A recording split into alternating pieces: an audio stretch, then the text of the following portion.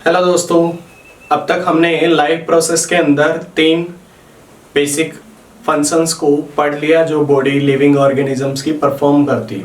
पहला था nutrition, second हमने जिसके बारे में पढ़ा था वो था न्यूट्रिशन के बाद transportation, third one respiration, and आज हम जिसके बारे में पढ़ने जा रहे हैं लास्ट लाइफ प्रोसेस जो 10th क्लास के सिलेबस के अंदर है वो है एक्सक्रीशन। तो आइए वीडियो को स्टार्ट करते हैं। तो आज हम किसके बारे में पढ़ेंगे? एक्सक्रीशन। तो सबसे पहले इसको डिफाइन कर लेते हैं। एक्सक्रीशन मीन्स होता क्या है? The removal of nitrogenous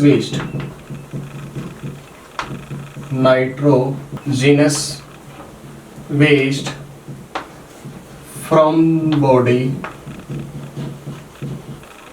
of living organisms is known as excretion। तो excretion की प्रोसेस किसको बोलते हैं? नाइट्रोजिनस वेस्ट को बॉडी से बाहर निकालना, that process is known as excretion। अब excretion के लिए हमारी बॉडी के अंदर, ह्यूमंस की बॉडी के अंदर स्पेशल पार्ट प्रेजेंट होता है and that is known as kidney. Clear? तो किडनी का फंक्शन क्या है? नाइट्रोजिनस वेस्ट को बॉडी से बाहर निकालना। तो फंक्शन क्या क्या हो गए? First, osmo regulation which is the main function of kidney. हमारी बॉडी के अंदर वाटर के लेवल को मेंटेन करना, हमारी बॉडी के अंदर कितना पानी रहना चाहिए उसको कंट्रोल कौन करता है? Kidney. And that process is known as osmoregulation. And second one, blood filtration. Second one क्या करती है? Blood filtration. Blood filtration means blood में से नाइट्रोजिनस वेस्ट को बाहर निकालने का काम कौन करती है? किडनी। यानी ब्लड को प्यूरिफाई करने का काम करेगी किडनी। क्लियर? यहां तक आप लोगों को समझ में आ गया? अब जो किडनी होती है इसके थ्रू बॉडी नाइट्रोजिनस वेस्ट को बाहर तो निकाल देती है, लेकिन हमारी बॉडी के अंदर, ह्यूमंस की बॉडी के अंदर जो नाइट्रोजिनस वेस्ट होता है किडनी किस फॉर्म में निकालती है? यूरिया की फॉर्म में। जो टेरेस्ट्रियल ऑर्गेनिजम्स होते हैं उनमें मैक्सिमम जो नाइट्रोजिनस वेस्ट बॉडी से रिमूव होता है वो रिमूव होता है in the form of urea.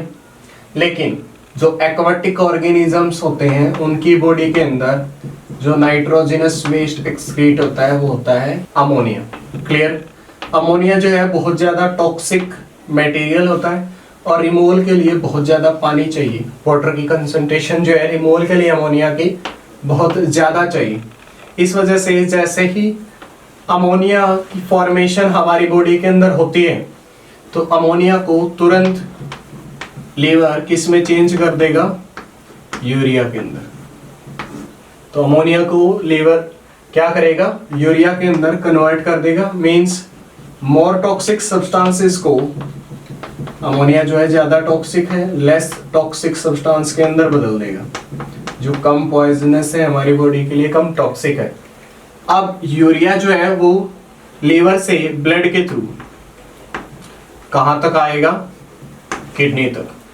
Kidney उसको ब्लड में से निकालेगी, ब्लड को प्यूरिफाई करेगी और जो वेस्ट बचा उसको बॉडी से बाहर निकाल देगी। तो ये है किडनी का कंप्लीट फंक्शनिंग।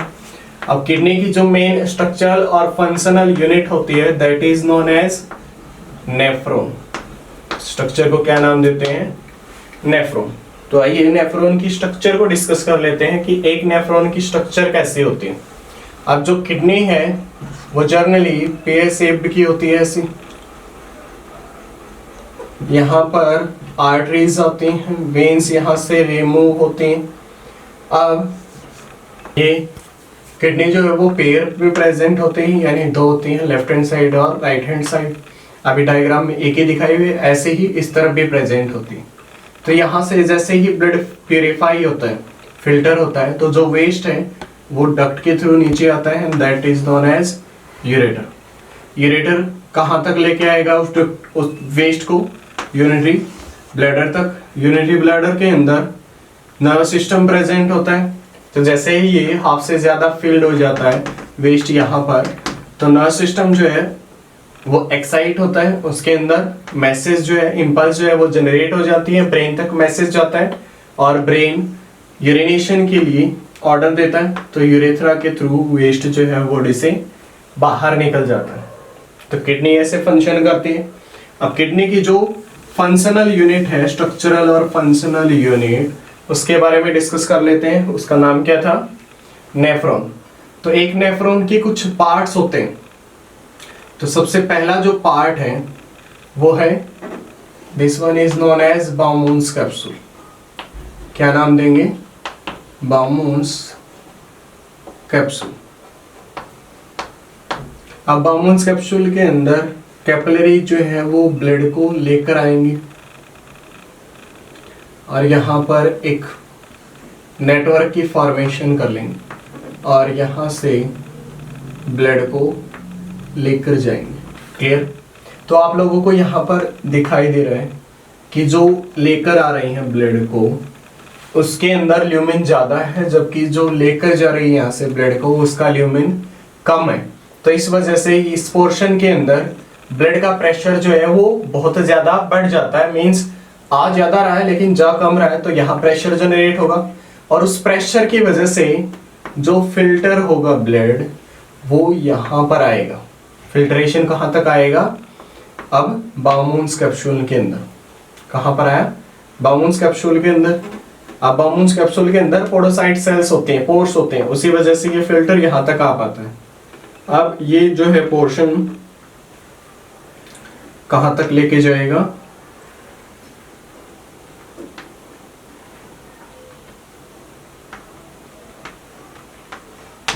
तो ये वाले पार्ट को नाम देते हैं पीसीटी, प्रॉक्सिमल कन्वॉल्यूटेड ट्यूब्यूल। सबसे ज्यादा जो रीअब्जॉर्प्शन होता है, क्योंकि ब्लड यहाँ पर फिल्टर हो गया, तो वो फिल्टर के अंदर कुछ यूजफुल सब्सटेंसेस भी प्रेजेंट होते हैं, तो उसको वापस से रीअब्जॉर्ब भी करना है, तो वो सबसे ज्यादा रीअब्जॉर्प्शन इस पार्ट के अंदर होता है।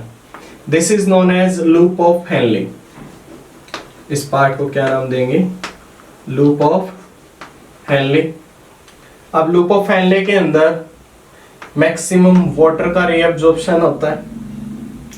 वैसे सबसे कम रीअब्जॉर्प्शन जो है वो इसी पार्ट के अंदर होता है। Next part is TCT, distal कन्वॉल्यूटेड tubule. इसके अंदर कंडीशनल रीअब्जॉर्प्शन होता है। यदि इससे पहले फिल्टरेशन के अंदर ज्यादा अमाउंट में वाटर बच जाता है या बॉडी के अंदर पानी की कमी है, तो और ज्यादा रीअब्जॉर्प्शन बढ़ाने के लिए हार्मोन सिक्रेट होते हैं और वो हार्मोन डीसीटी पार्ट पर एक्ट करते हैं, जिसकी वजह से और ज्यादा रीअब्जॉर्प्शन होता है यहाँ पर। And this is known as collecting duct. अब जो फिल्ट्रेशन यहाँ पर आया है, उस फिल्ट्रेशन को यहाँ पर आने के बाद हम यूरिन का नाम दे सकते हैं। तो ये कंप्लीट पार्ट्स हैं Bowman's capsule, PCT, loop of Henle और डीसीटी एक नेफ्रॉन के पार्ट होते हैं, लेकिन बहुत सारी नेफ्रॉन जो है एक कलेक्टिंग डक्ट के अंदर आकर ओपन होती हैं और यूरिन को किडनी से बाहर निकालने में हेल्प करते हैं। क्लियर? तो आप लोगों को किडनी का फंक्शन समझ में आया। तो एफरंट जो आर्टरियोल्स हैं, इनको नाम देते हैं एफरंट आर्टरियोल्स। एफरंट आर्टरियोल जो है ब्लड को लेकर आएंगी।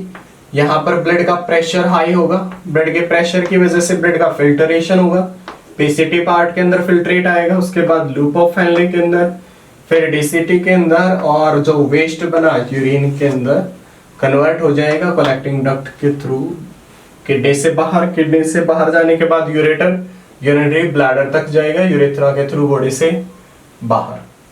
तो ये था कंप्लीट अबाउट नेफ्रॉन। तो मिलियंस ऑफ नेफ्रॉन जो है वो किडनी के अंदर प्रेजेंट होती हैं। अब यदि किडनी किसी ह्यूमन बीइंग की बॉडी के अंदर प्रॉपर फंक्शन ना कर पाए, यानी किडनी जो है वो फेल हो जाए, ब्लड को फिल्टर ना कर पाए, तो उस कंडीशन में क्या करते हैं? आर्टिफिशियल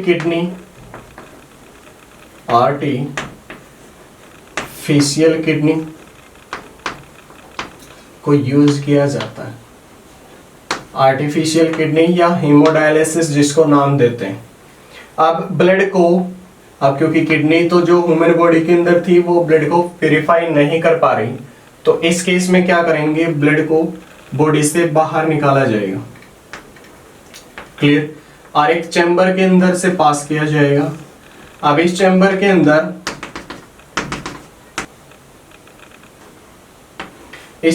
अंदर जैसी ब्लड की कंसंट्रेशन होती है, बिल्कुल आइसोटोनिक सॉल्यूशन तैयार किया जाता है। यानी जो ब्लड की कंसंट्रेशन है, बिल्कुल कंसंट्रेशन वैसे ही यहाँ पर जनरेट की जाती है। मीन्स हर एक सब्सटेंस जो है यहाँ प्रेजेंट होता है एक्सेप्ट नाइट्रोजिनस वेस्ट। किसको छोड़कर? नाइट्रोजिनस वेस्ट को छोड़कर। अब नाइट्रोजिनस वेस्ट यहाँ नहीं है, लेकिन जो ब्लड आया उसके अंदर तो नाइट्रोजिनस वेस्ट है। तो अब क्या होगा, क्योंकि बाकी सारी तो आइसोटोनिक सॉल्यूशन है यहाँ पर, तो बाकी का फिल्टरेशन नहीं हो सकता। लेकिन नाइट्रोजिनस वेस्ट यहाँ पर नहीं है और ब्लड में नाइट्रोजिनस वेस्ट ज्यादा है, तो सब्सटेंस अपनी हाई कंसंट्रेशन से लो कंसंट्रेशन की तरफ मूव करेंगे। मींस इन डक्ट्स के थ्रू बाहर निकल जाएंगे सॉल्यूशन के अंदर, और उस सॉल्यूशन को एक अलग से चैम्बर के अंदर इकट्ठा कर लिया जाएगा। बॉडी से बाहर निकल गया इस तरीके से नाइट्रोजिनस वेस्ट। अब जो प्यूरिफाइड ब्लड है उसको वापस से बॉडी के अंदर ऐड कर दिया जाएगा। इसी प्रोसेस को नाम देते हैं हीमोडायलिसिस। क्या नाम देंगे? हीमोडायलिसिस या फिर आर्टिफिशियल किडनी। क्लियर। जब तक कोई डोनर नहीं मिल जाता पेशेंट को, तब तक हम आर्टिफिशियल किडनी को यूज करते हैं ऐसे पेशेंट्स के लिए जिनकी किडनी प्रॉपर फंक्शन नहीं कर पा रही। आई होप आप लोगों को कॉन्सेप्ट समझ में आ गया होगा। हीमोडायलिसिस प्रोसेस किसके अंदर यूज होती है? ऐसे पेशेंट्स के लिए जिनकी किडनी प्रॉपरली फंक्शन नहीं कर रही। अब जो वेस्ट होता है, क्या वो रिमूवल सिर्फ और सिर्फ किडनी के थ्रू होता है? कुछ और पार्ट्स वेस्ट को रिमूवल में हेल्प नहीं करते? बिल्कुल करते हैं। जैसे लंग्स, कार्बन डाइऑक्साइड सेल्स जब मेटाबॉलिज्म करती हैं तो कार्बन डाइऑक्साइड प्रोड्यूस होती है, as well as small amount में वाटर। तो इन दोनों को लंग्स जो है रेस्पिरेशन प्रोसेस के थ्रू बॉडी से बाहर निकालते हैं।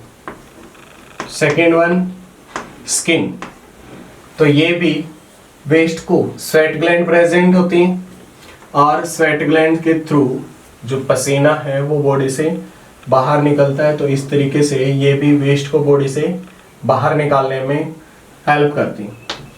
क्लियर। तो किडनी के साथ साथ कुछ और एक्स्ट्रा पार्ट्स भी बॉडी के अंदर ये फंक्शन को परफॉर्म करने में, यानी नाइट्रोजनस वेस्ट को बॉडी से बाहर निकालने में या फिर दूसरे वेस्ट को बॉडी से बाहर निकालने में हेल्प करते हैं। तो आई होप आप लोगों को एक्सक्रीशन को जो कंसेप्ट है वो समझ में आ गया होगा। पहले किडनी के बारे में पढ़ा था हमने, फिर नेफ्रॉन के बारे में स्टडी किया, तो दोनों कंसेप्ट आप लोगों को समझ में आ गए होंगे। तो थैंक यू। तो इस तरीके से हमने लाइफ प्रोसेस के अंदर चारों प्रोसेसेस के बारे में स्टडी कर लिया है।